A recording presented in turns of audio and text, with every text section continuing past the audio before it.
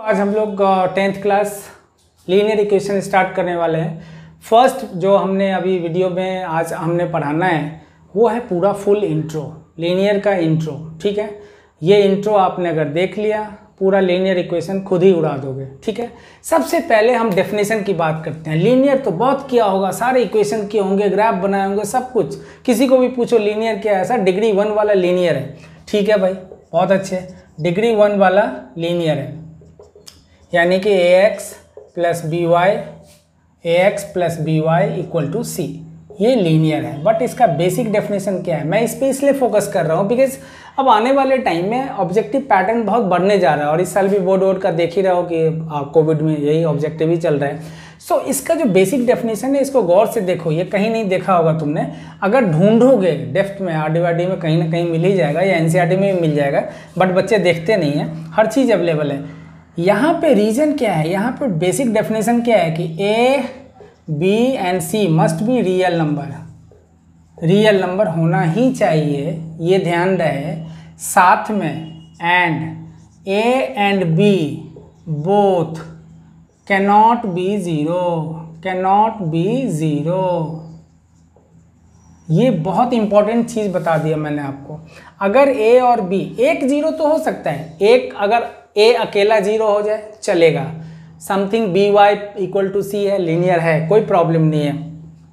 या अगर B zero हो गया तो AX equal to C, that is also linear, कोई प्रॉब्लम नहीं है। बट अगर एक साथ एट द सेम टाइम अगर A और B दोनों जीरो हो गया तो वो लीनियर होगा ही नहीं, बिकॉज XY तो कुछ हुआ ही नहीं, वेरिएबल तो कुछ बचा ही नहीं आपका, तो खाली C हो गया, तो फिर तो प्रॉब्लम है। वो पॉलिनोमियल हो सकता है, C is a polynomial, constant is a polynomial, constant polynomial, but that is not linear equation. ठीक है, लीनियर इक्वेशन के लिए आपको एक तो ये तीनों रियल नंबर होना चाहिए, and A and B both cannot be zero eight the same time. यहाँ लिख देता हूँ, एट द सेम टाइम। एक जीरो हो सकता है, A could be zero, B could be zero, but दोनों एक साथ नहीं हो सकता, ये ध्यान रखिएगा। अब आता हूं मैं कि आप लीनियर को सॉल्व करने के डिफरेंट मेथड सीखेंगे, बट उससे पहले इसका बिहेवियर चेक करते हैं। दो लीनियर इक्वेशन होते हैं, चलो हम पहले एक ही की बात करते हैं कि अगर एक लीनियर इक्वेशन होता है, कोई भी इक्वेशन है, चाहे ग्राफ की बात करते हैं, कोई भी लाइन है, ये लीनियर इक्वेशन को रिप्रेजेंट करता है। कोई भी स्ट्रेट लाइन है वो लीनियर इक्वेशन को रिप्रेजेंट करता है। अब हर एक लीनियर इक्वेशन का कोई ना कोई एक सोल्यूशन हो सकता है, दो सोल्यूशन हो सकते हैं, चार हो सकते हैं, मेनी हो सकते हैं, इनफाइनाइट हो सकते हैं। ठीक है, मान लिया इसका सोल्यूशन है XY, ये XY इसका सोल्यूशन है, तो ये XY अगर आप इसके जगह डालेंगे तो ये इस इक्वेशन को सेटिस्फाई करेगा। मान लिया कि इसका है 1 2, एक सोल्यूशन है इस इक्वेशन का, तो x के जगह 1 डालेंगे और b के जगह 2 डालेंगे, सॉरी y के जगह 2 डालेंगे, तो ये इस इक्वेशन को सेटिस्फाई करेगा। तभी हमें पता चलेगा कि यस 1 एंड 2 जो है वो इस इक्वेशन का सोल्यूशन है। तो ऑब्जेक्टिव में आ सकता है कि चेक करो whether this is a solution of this और नॉट, तो आप उसको उसमें पुट करके देख लोगे। ठीक है, ये भी पूछेंगे कि लीनियर इक्वेशन का ग्राफ कैसा होता है, कर्व होता है क्या, सर्कल होता है क्या, पैराबोलिक होता है क्या? नो, हमेशा स्ट्रेट लाइन होता है, हमेशा स्ट्रेट लाइन होता है। तो ये तो हो गया सिंगल केस। अब डबल केस में क्या क्या हो सकता है, क्या क्या हो सकता है?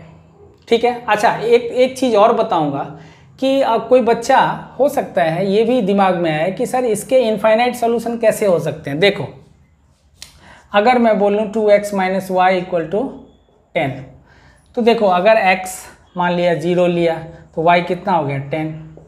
ऐसे ऐसे तो आप ग्राफ बनाते टाइम में तो ऐसे ऐसे सोल्यूशन निकालते हो ना, 10 20 3 4 5 जितना निकालना हो।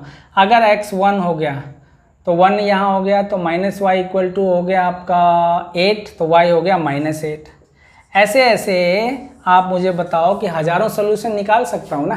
तो इसलिए एक लीनियर इक्वेशन का कभी भी एक सोल्यूशन नहीं हो सकता, इनफाइनाइट सोल्यूशन हो सकता है। लेकिन हाँ, यूनिक सोल्यूशन या एक सोल्यूशन, सिंगल सोल्यूशन कब होता है? जब दो इक्वेशन, अभी हम पढ़ने वाले हैं कि दो इक्वेशन का जब 3 सिचुएशन होता है कि एक तो सिचुएशन होता है कि भाई वो दोनों लाइन कट होंगे एक पॉइंट पे, दूसरा सिचुएशन होता है कि वो दोनों लाइन कट ही नहीं होंगे, और तीसरा सिचुएशन होता है कि एक ही लाइन पे दूसरा लाइन भी ओवरलैप कर रहा हो। तो ये 3 केसेस हम अभी पढ़ने वाले हैं कि 2 लीनियर इक्वेशन के केस में कि क्या क्या होता है, क्यों इनफाइनाइट सोल्यूशन होता है, कब यूनिक सोल्यूशन होता है, ये मैं अभी आपको इसको मिटा के बताने वाला हूँ। Hi what's up, this is maths academia by Shankar sir. I hope कि ये नाम आप लोगों को अच्छा लगा होगा, बिकॉज इसके पीछे रीज़न ये था कि डिफरेंट प्लेटफॉर्म पे हमारे अलग अलग नाम थे। अब सारे नाम एक ही साथ सेम है, हर जगह you can find me on Facebook, Insta, play store, Google, site, blogging etcetera, everywhere with same name. So I hope कि आप लोगों को पसंद आया होगा। Thank you. अब देखो 3 सिचुएशन होगा यहाँ पे, ठीक है। तीनों को मैं पूरा एकदम इसका बोलते हैं ना कि बिल्कुल समराइज करके इसकी आत्मा को निकाल के रख रहा हूँ। बस आपको एक बार पढ़ लेना है, इसमें से हजारों क्वेश्चन बन सकते हैं और सारे ऑब्जेक्टिव क्वेश्चन आ सकते हैं। सो 2 लीनियर इक्वेशन के केस में क्या क्या सिचुएशन हो सकता है ये ध्यान दो। एक तो ग्राफ होगा जब 2 लाइन इंटरसेक्ट करते हो एक पोजीशन पे, एक ही पॉइंट पे इंटरसेक्ट करते हो, ठीक है। दूसरा सिचुएशन होगा जब ये दोनों लाइन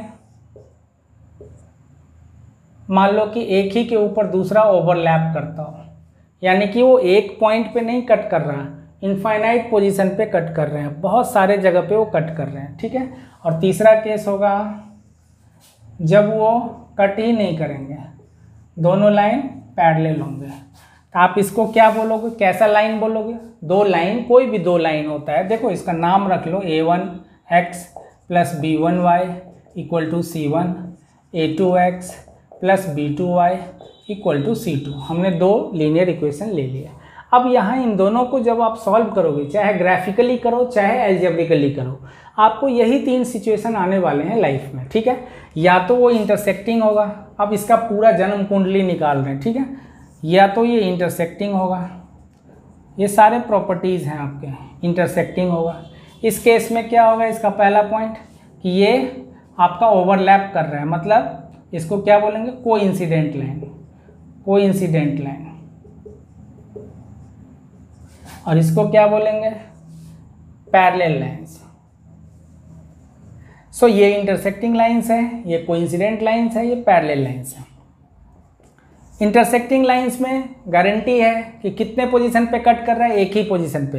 तो यहाँ कितने सोल्यूशन होंगे, सिर्फ एक। जितने पॉइंट पे कट कर रहा है दोनों लाइन, दोनों ग्राफ, उतना ही सोल्यूशन होगा। ये टेक्निक सिखा रहा हूँ। तो यहाँ पे होगा यूनिक सोल्यूशन, यूनिक सोल्यूशन।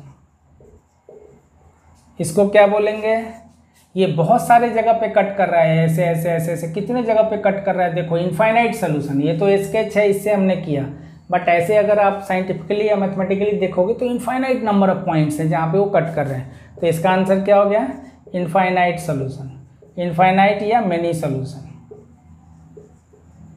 और इसका सेकेंड पॉइंट क्या हो गया कि भाई ये जब 2 मीट ही नहीं कर रहे हैं तो यहाँ क्या होगा, नो सोल्यूशन।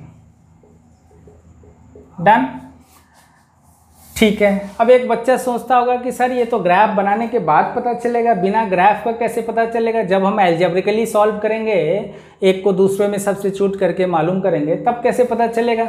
यूनिक तो फिर भी निकल जाएगा, चलो एक सोल्यूशन है, तो इनफाइनाइट कैसे निकलेगा, नो कैसे पता चलेगा? उसके लिए टेक्निक दिया हुआ है। बट बिफोर दैट एक चीज़ मैं और आपको बता दूं, फिर टेक्निक बताऊंगा। पहले एक और प्रॉपर्टी लिख लो। इनकंसिस्टेंट और कंसिस्टेंट 2 वर्ड है जिसमें कि बच्चे बहुत फंसते हैं कि इनकंसिस्टेंट कौन सा है और कंसिस्टेंट कौन सा है। देखो इन कंसिस्टेंट हो गया जहाँ की सोल्यूशन दिख रहा है, इनफाइनाइट सोल्यूशन दिख रहा है और यूनिक सोल्यूशन दिख रहा है, तो ये कंसिस्टेंट हो गया। और इनकंसिस्टेंट मतलब नॉट कंसिस्टेंट, तो ये नो सोल्यूशन को नॉट कंसिस्टेंट की तरह याद रखो, ठीक है। तो ये याद रखने का टेक्निक हुआ। तो मैं इसमें लिख देता हूँ कि ये कंसिस्टेंट होता है, कंसिस्टेंट लाइंस, इसको भी बोलते हैं कंसिस्टेंट लाइंस, कंसिस्टेंट लाइंस। और ये क्या होता है, इनकंसिस्टेंट। ये ज़िंदगी भर बच्चे इसमें फंसते रहते हैं, इनकंसिस्टेंट लाइंस। करेक्ट है। इस पे जब सॉल्व करने के लिए भी क्वेश्चन आएंगे तो 2 क्वेश्चन दिया रहेगा और बोलेगा कि के का वैल्यू निकालो, लाइंस आर कंसिस्टेंट या इनकंसिस्टेंट। अगर इनकंसिस्टेंट है तो वो निकालोगे, कंसिस्टेंट है तो आप दोनों सिचुएशन पे निकालोगे, ये ध्यान रहे। अब आते हैं कि एक और चीज़ है डिपेंडेंट।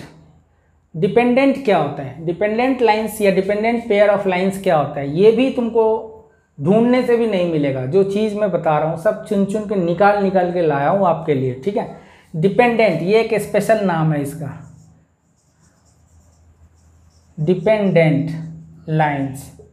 जब भी इनफाइनाइट नंबर ऑफ लाइंस होगा तो ये इसको हम डिपेंडेंट पेयर ऑफ लाइंस बोलेंगे। क्यों बोलते हैं डिपेंडेंट, बिकॉज अभी उसका सिचुएशन बताऊंगा कि इनफाइनाइट क्यों होता है और कैसे पता करते हैं। उसके लिए एक फॉर्मूला है, उसके लिए एक कंडीशन दिया हुआ है कि जब आप ग्राफिकली बिना ग्राफ के अगर आप निकालना चाहो तो कैसे निकालोगे, उसके लिए फॉर्मूला है। देखो ये A1 है मेरा, ये A2 है मेरा, ये B1 है मेरा, ये B2 है मेरा, ये C1 होता है मेरा, ये C2 होता है। अच्छा कोई बच्चा अगर C1 को इधर लिखता है, लेफ्ट में लिखता है तो कोई प्रॉब्लम नहीं, आप C2 को भी लेफ्ट में ले लो। ऐसा खाली मत करना कि एक को राइट में ले लिया और एक को लेफ्ट में ले लिया, ऐसा मत करना प्लीज़। दोनों को राइट में लेना है दोनों ले लो, कोई प्रॉब्लम नहीं है। दोनों को लेफ्ट में लेना है तो दोनों को लेफ्ट में ले लो, कोई प्रॉब्लम नहीं है। सो इसके लिए फॉर्मूला बना है कि A1 अगर A1 upon A2 not equal to B1 upon B2 आ गया तो वहीं रुक जाओ, वो तुरंत पता चल जाएगा कि एक यूनिक सोल्यूशन है, मतलब सारा उसका निकल गया जन्म कुंडली। A1 अपॉन A2 निकाल लो और B1 अपॉन B2 निकाल लो और दिखा दो कि अगर वो नॉट इक्वल है तो तुरंत समझ जाओ कि अच्छा वो इंटरसेक्टिंग लाइंस है, यूनिक सोल्यूशन है, कंसिस्टेंट हो सकता है। अच्छा कैसे, ये भी बच्चे कंफ्यूज करेंगे। मान लिया एक एग्जाम्पल ले लेते हैं छोटा सा, मान लो ये 2x है प्लस 3y है इक्वल्स टू 5 है, ठीक है। अब मान लिया मैंने ले लिया यहाँ 4x माइनस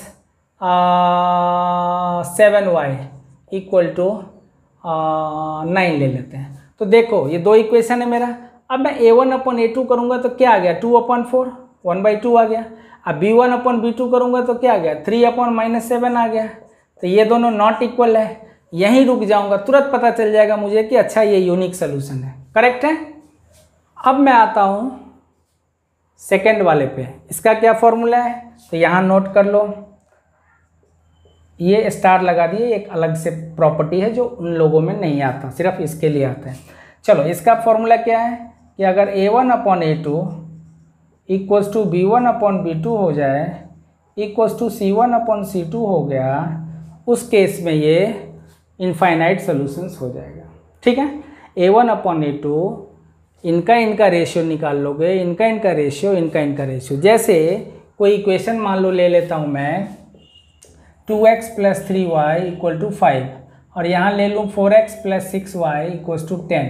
तो देखो 2/4 निकालोगे तो 1/2 हो गया, 3/6 निकालोगे तो 1/2 हो गया, 5/10 निकालोगे तो 1/2 हो गया। दैट्स वाई सबका रेशियो सेम है ना, A1 upon A2 B1 upon B2 C1 upon C2 तीनों सेम है, 1/2 सबका वैल्यू आ रहा है। तो ये लाइन जो हो गया वो कोइंसिडेंट लाइन हो गया, इनफाइनाइट सोल्यूशन देगा, वो कंसिस्टेंट तो होगा ही, डिपेंडेंट पेयर ऑफ लाइंस। इसीलिए बोला था कि डिपेंडेंट कब होगा जब तीनों के रेशियो सेम होंगे, ठीक है। तो ये सारे सिचुएशन आ गए आपके। और इसका कंडीशन क्या है कि अगर A1 upon A2 equal to B1 upon B2 आ गया और not equal to C1 upon C2 आ गया तो समझ जाओ कि ये नो सोल्यूशन है, मतलब ये पैरेलल लाइंस है, नो सोल्यूशन है, इनकंसिस्टेंट है, सारा का सारा इसका कुंडली निकल गया, ठीक है।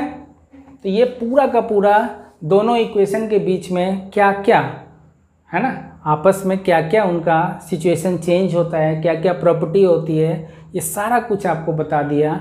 इस पे आपका पूरा पहला एक्सरसाइज दूसरा एक्सरसाइज तक का सारा काम खत्म।